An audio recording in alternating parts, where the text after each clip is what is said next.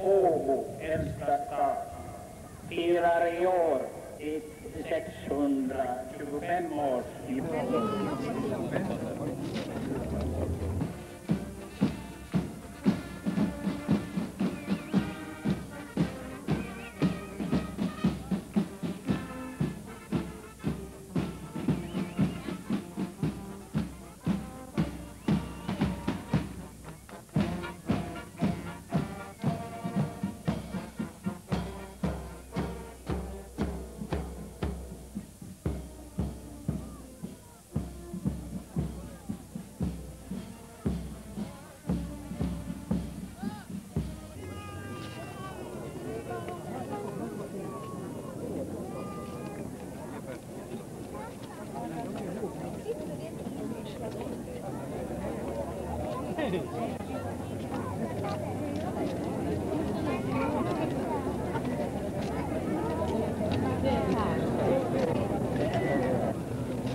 Tärkeä on jo syöty.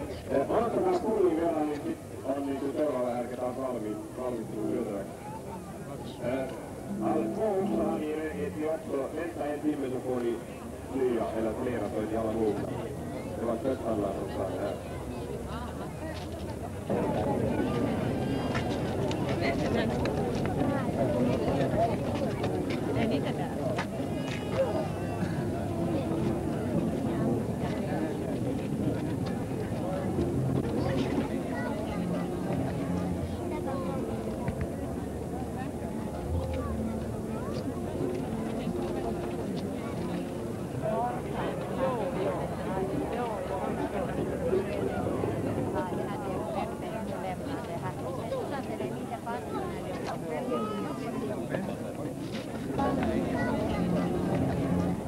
Siellä oli paljon vähemmän väkeä tuolla Porvoon torilla.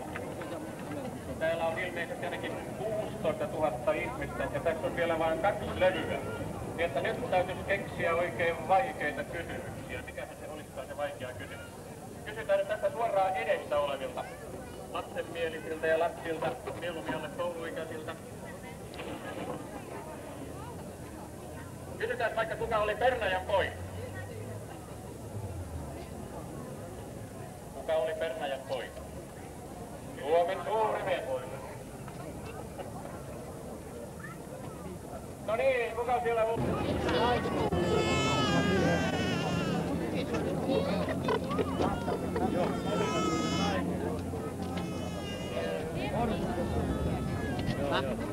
Ei.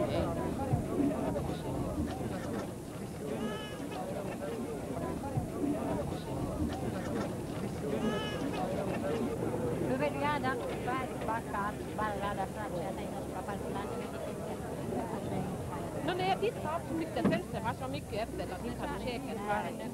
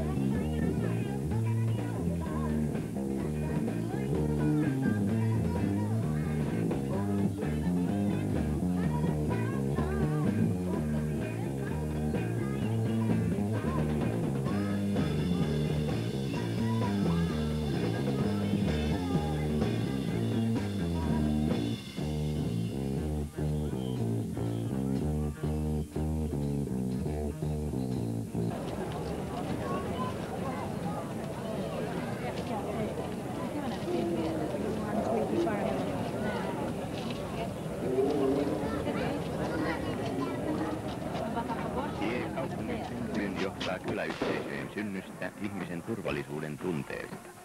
Tarpeesta saada olla lähekkäin, tuntea olonsa turvalliseksi. Porvoo on maamme toiseksi vanhin kaupunki ja juhlii nyt 625-vuotispäiväänsä, jota on tullut seuraamaan useita ulkolaisia kutsuvieraita.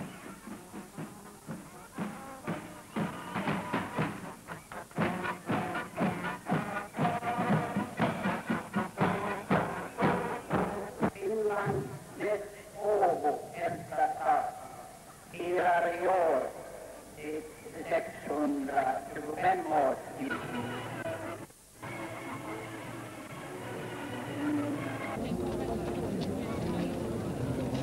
Särkä on jo syöty. Odottakaa kuulin vielä, niin sit on niinku seuraava härkä taas valmistunut syötäväksi. Alkuunsahan niin heti också nästa en timme så får ni nya eller flera för alla mogna.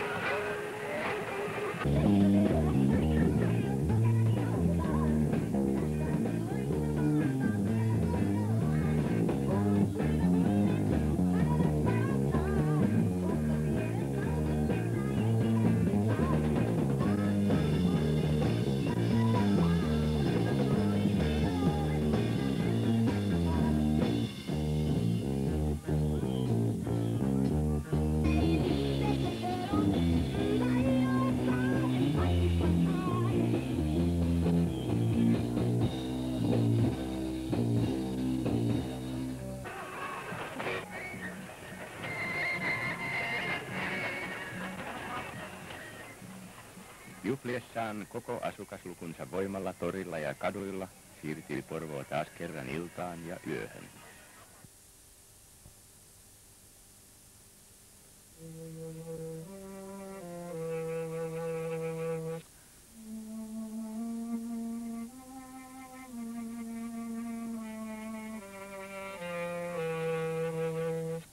Voidaan sanoa, että Porvoo syntyi tältä mäeltä näistä vallihaudoista.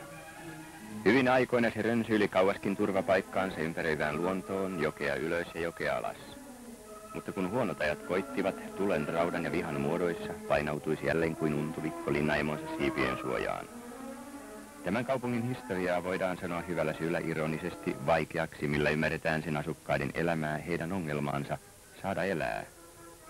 Sillä aika kaupungin alkuhistoriassa oli pääasiallisesti tuskallisen hankalaa, jolleivät mereltä saapuneet viholliset venäläisten tai tanskalaisten muodossa pyrkineet tuhoamaan kaupunkia, tekivät hämäläiset kaikkensa vaaliakseen omia etujaan tässä melkein surullisen kuuluisessa kauppapaikassa. Hankaluutta lisäsi vielä se, että itse kohtalokin tuntui olevan kaupunkia vastaan, välillä pakoittain sen tyhjentymään asukkaistaan, tehden siitä yksinkertaisesti vain kylän ja taas polttaen sen muitta mutkittamaan tasalle harmaaksi pölliseväksi tuhkaläjäksi. 11. kesäkuuta vuonna 1760, kello 3 aamulla. Vuorikadun pohjoispäässä nousi Maria Holm keittämään kalaa taloon tuleville työläisille ja sen tehtyään meni uudelleen nukkumaan. Tästä alkoi Porvoon kuuluisa palo, kertoo Torsten Hartman kirjassaan. Kun Elisabeth Ooman Maria Holmin miniä heräsi 5 aikaan, oli tuli jo sytyttänyt naapuritalot ja levisi kovan pohjoistuulen viemänä nopeasti yli eteläisin kaupungin. Hälytyskellot soivat, mutta asukkailla oli tuskin aikaa pukeutua rynnätessään suojaan. Runsaassa 5 tunnissa tuli tuhosi yli 2/3 koko kaupungista.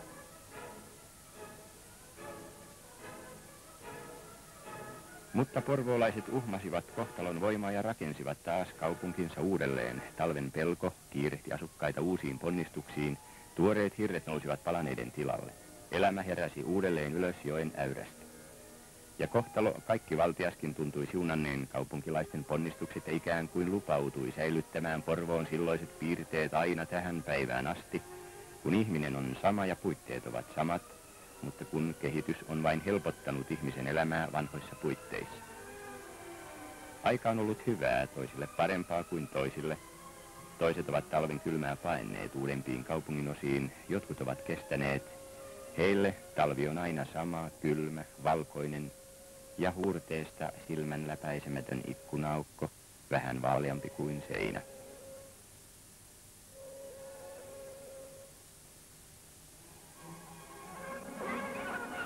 Talvi on pelko lumen, jään ja kylmän johdosta. Talvi on äidin huoli lapsesta, mutta sanotaan, että olivat olosuhteet kuinka ankeat tahansa, niin lapset kestävät aina. Lasten pitää kestää, ovat huomispäivän aikuisia. Leikin nyt, sillä pian leikki riistetään sinun kädestäsi, kohta sinun täytyy oppia huolehtimaan omista lapsistasi ja ehkä vanhemmistasikin. Aika on ollut hyvää, kehitys on antanut kaupungille uuden muodon ja asukkaille vapaa-ajan harrastukset. Lasten leikeistä on tullut aikuisten pelejä, totisinta totta. Jääpallo on osa porvolaista talvea, kiihkeä leikki keskellä valkoisen kylmää maisemaa. Mutta Porvoon talvi antaa muutakin. Jokilaakso nousee korkeiksi töyräiksi, joilla on mahdollisuus harrastaa mäenlaskua, Kokonniemessä pujottelua. Nykyaikainen hiihtohissi kuljettaa ylös, leveät sukset kiidettävät alas.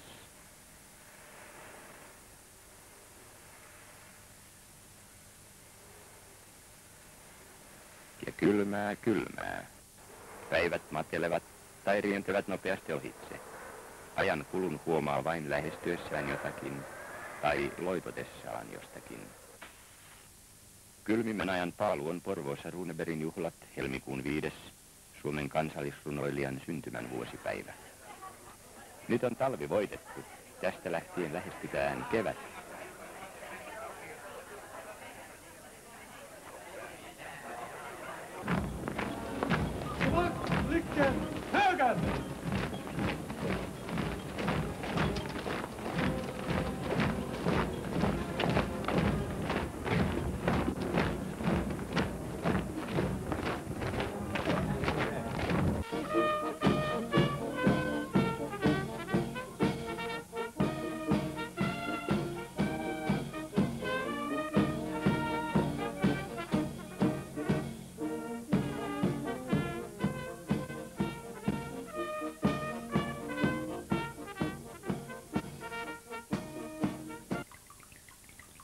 Niin kevät tulee, harvoina sulaneina pisaroina, päivä päivältä aavistuksen verran lämpöisempänä tuulena, auringonotteina Linnamäellä tai jossain muualla eteläisellä rinteellä. Kevät tulee iloisimpina ääninä, vapautuneempana nauruna, polttolasina pojan kädessä. Kevät tulee leikkien, siristen, liristen, hyppynaruin, hehkuvin poski.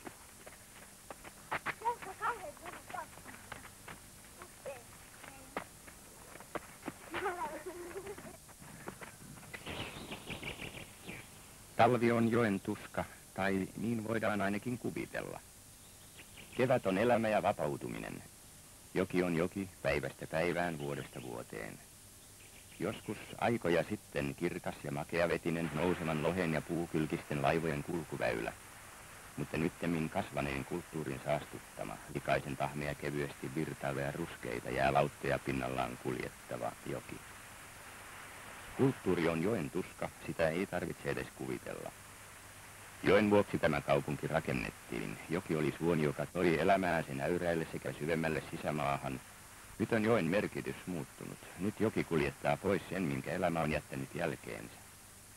Joen aika on pitkä, se on kestävä kuin kivi. Joskus kaupungin alkuaikoina jokea reunustivat kalastajien nuotiot, aittojen seinillä kuivumassa olevat verkot ja alukset läheltä ja kaukaa, joko tänne tulossa tai täältä lähdössä. Nyt sen 2 sillan yli ajavat autot, jotka matkaavat nopeasti ajattelematta, tuntematta. Porvoon joki virtaa rauhallisesti. Tulvii rauhallisesti, silloin kun tulvii. Kaupunki, joka kasvaa ylös äyräitä, elää rauhallisesti, on kuin joki. Yhtä lailla kaupungin elämään kuuluu meri. Vain pari kilometriä kaupungista joki levenee ja muuttuu mereksi. Kevät ja avautuvat vedet aikaan saavat liikettä talviteloillaan olevien vedeiden ympärillä. Talven pitkä odotus on päättymässä, yhä korkeammalle nouseva aurinko ja jostain piilosta tulviva vapauden kaipuu pakottavat ihmiset liikkeelle. Ruskis, rauhoitettu luonnonsuojelualue joen suistossa, joka keväisessä kiihkeässä elämässään antaa niin kaupungin asukkaille kuin vieraspaikkakuntalaisillekin tarkkailijoille kiintoisan kuvan siitä, kuinka luonto herää talviunestaan ja kuinka lokkien kirkunta peittää alleen kaiken arkipäiväisen melun, liikenteen, tehtaiden, kaiken kevääseen kuulumattoman.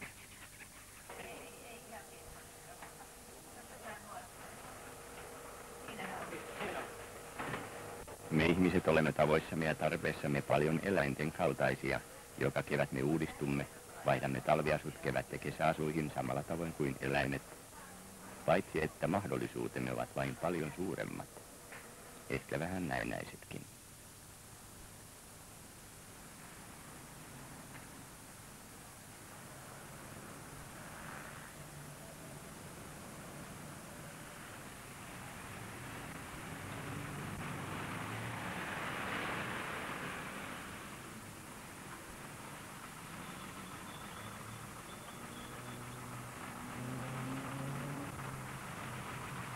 Kevät on outo vuoden aika.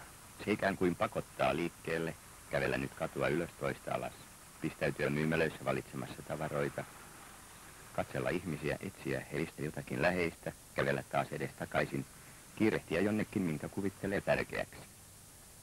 Puiden vähän vähältä avautuvien silmujen alkaessa tuoksua puhtaalta ja raikkaalta, syödä jäätelöä, tuntea itsensä uudeksi, nuoremmaksi, vapaaksi ottamaan vastaan kaiken ympäristöstä tulvivan. Tässä kaupungissa on jotain, mikä tekee sen helpoksi. Vanha ja uusi, jotka ovat vain kadun päässä toisistaan, keskus, kauppatori, linja-autoasema, missä vanhuus on vain katseen päässä nuoruudesta. Positiivinen ja negatiivinen joko yhdessä tai erikseen jokaisen oman harkinnan mukaan. Täsmällisyyttä ja vähän holtittomuuttakin, mutta pääasiallisesti kuitenkin elämää sellaisena kuin se on, ilman teeskentelyä ja epäaitoja puitteita. Tori, mitä muuta se sanoo? Aukea, tilaa myydä ja ostaa, tilaa valita askeleensa, tilaa katsella ja vain odottaa, ehkä nähdäkseen jotakin, ehkä vain odottamisen vuoksi. Tori on aikaa.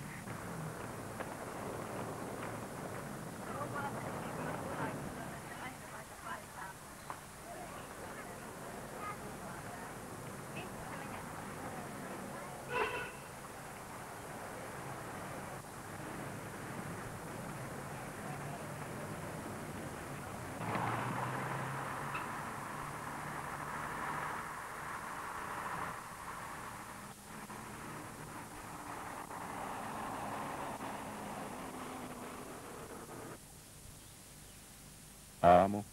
Aurinko nousee, piirtää ensimmäiset säteensä itäiselle taivaalle. Valaisee hetken kuluttua jo korkeimpien talojen ikkunoita ja nosturin huippua. Pian kuitenkin ilmestyvät ensimmäiset kulkijat, lehdenjakajat ja talonmiehet.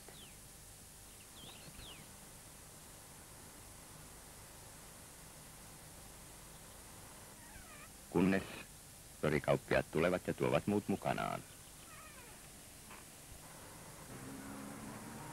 Ja kaupunki herää, karistaa unensa kiireiseen aamuun, liikenne jyrää omia ratojaan, jokainen matkalla omaan kohteeseensa, työ odottaa. Silmät etsivät tietä, turvallista kadun ylityskohtaa.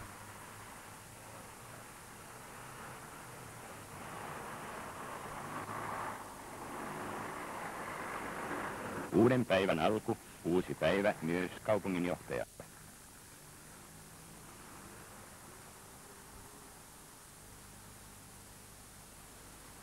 Porvoo on kaupunki, joka nousee joesta, kasvaa ylös ja näyräitä. Se ei ole monumentti, se ei nouse korkealle eikä sen kuva ole mahtava. Sen asukkaat elävät teollisuudesta, pienestä ja keskisuuresta, joka on antanut tälle kaupungille mahdollisuuden elää, tulla toimeen ja kasvaa, mutta ei sittenkään monumentiksi.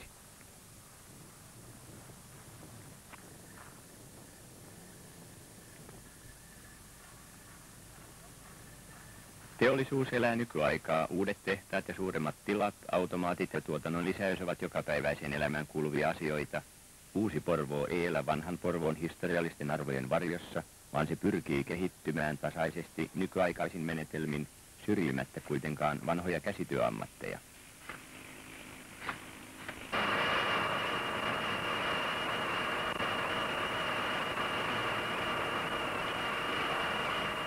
Sen jokaisessa hetkessä elävät vanha ja uusi rinnakkain. Porvoo tunnetaan muun muassa kehysteollisuudestaan, sähkötarviketeollisuudestaan, mutta ennen kaikkea se tunnetaan kirjapainokaupunkina.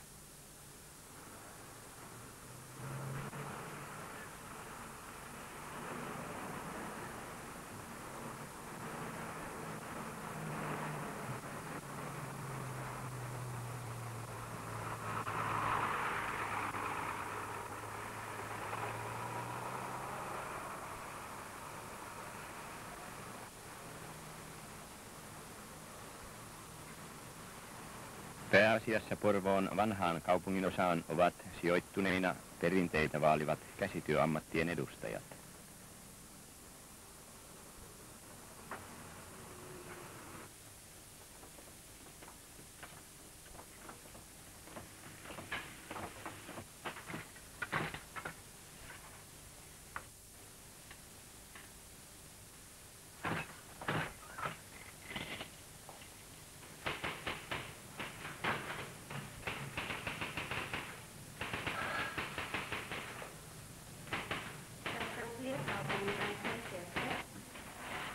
Uuden ihmisen tulo maailmaan säteilee vaikutustaan koko kaupunkiin. Väestön lisääntyessä kulutus kasvaa. Ensisijaisesti kasvu kohdistuu välttämättömiin toimeentulomahdollisuuksiin, ruokaan ja asuntoihin. Nämä tarpeet on kaupungin kyettävä tyydyttämään.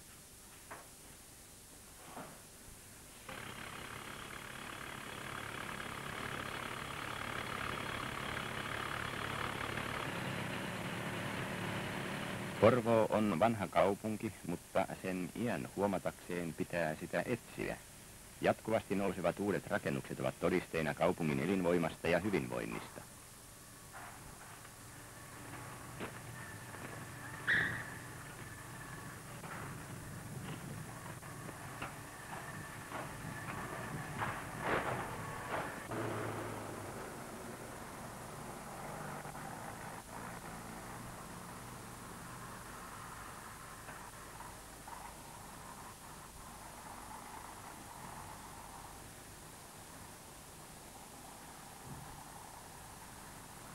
Niin kehityksen lumoissa kuin olemmekin, ei mikään käsin tehty kestä loputtomiin. Vanhuus ja viisaus rinta rinnan voittaa useinkin kaikki tekemämme keksinnöt. Vanha porvoolainen tuttu jokaiselle kaupunkilaiselle ei ole milloinkaan koneiden oikkujen varassa.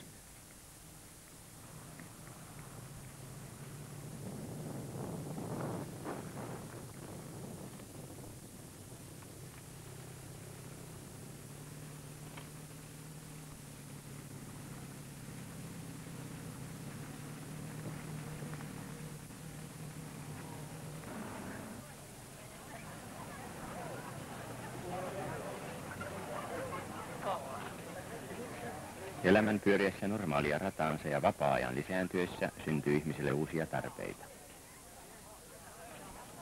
Viina ja vapaus on vanha suomalainen sanonta. Usein näyttää siltä, että viina on vapaus.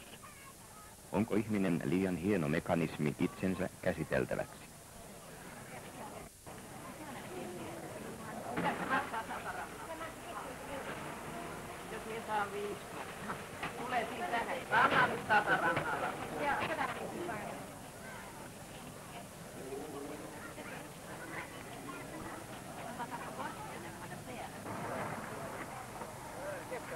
Ei voisi kuvitella olevansa missään muualla kuin Porvoossa. Niin voimakkaasti on Porvoota tehty tunnetuksi juuri näillä kuvilla, persoonallisilla ja ikuisesti kestävillä ranta-aitoilla. Tervetuloa Porvooseen, vastakohtien, kulttuurin ja kehittyvän kaupungin piiriin. Aloitamme ensin kiertokäyntimme tutustumalla kansallisrunoilijamme Johan Ludvig Runebergin kotiin. Tämä koti, jossa Runeberg asui 25 vuotta, on säilytetty aivan sellaisenaan, kun se oli runoilijan eläessä. Samoin vuode, jossa hän joutui viettämään lähes 14 vuotta halvautuneena. Peilistä seurasi runoilija pikkulintuja lintulaudalla. Kodin arvokkain esine on hopeakannu, jonka Suomen sodan sotaveteraanit ja heidän jälkeläisensä lahjoittivat Runebergille hänen 50-vuotispäiväkseen. Tämä Runebergin patsas on alkuperäinen ja luonnollista kokoa oleva. Porvoon vanha raatihuone on rakennettu vuonna 1764 Porvoon suurpalon jälkeen. Sen punainen väri on siksi, että ainoastaan valtio ja aatelisto saivat käyttää punaista väriä. Porvoon tuomiokirkko on seisonut tällä paikalla jo vuosisatoja uhmaten sotia, paloja ja hävityksiä jo ajalta ennen kuin edes Amerikka oli löydetty. Se rakennettiin vuosina 1414, 1418, 1300-luvun kirkon jäännöksille. Aateliset ja arvohenkilöt tekivät kilvan suuria lahjoituksia kirkolle saadakseen mahdollisimman edustavan hautapaikan kirkon lattian alla. Täällä keisari Aleksanteri I lausui ne maallemme niin tärkeät sanat. Minä nostan tämän jalon ja rehdin kansan kansaksi kansakuntien joukkoon.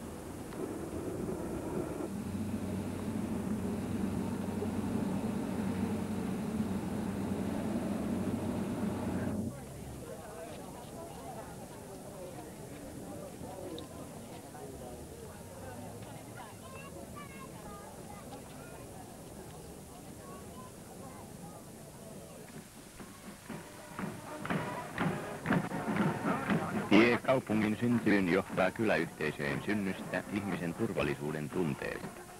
Tarpeesta saada olla lähekkäin, tuntea olonsa turvalliseksi. Porvoo on maamme toiseksi vanhin kaupunki ja juhlii nyt 625-vuotispäiväänsä, jota on tullut seuraamaan useita ulkolaisia kutsuvieraita.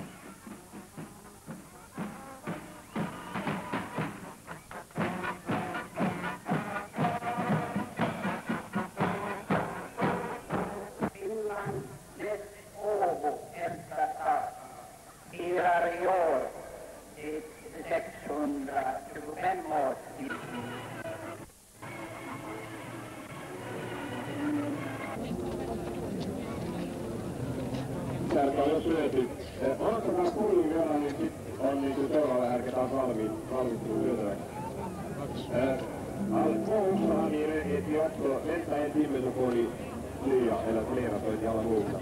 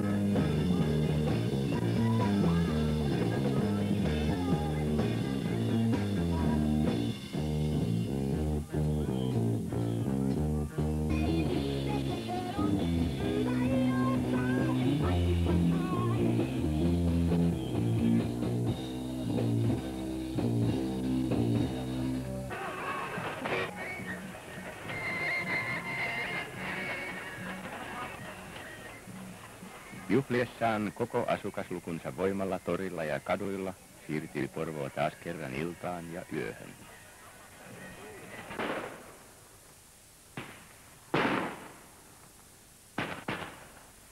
Jotkut meistä tuntevat kaupungin paremmin kuin toiset, mutta yksi...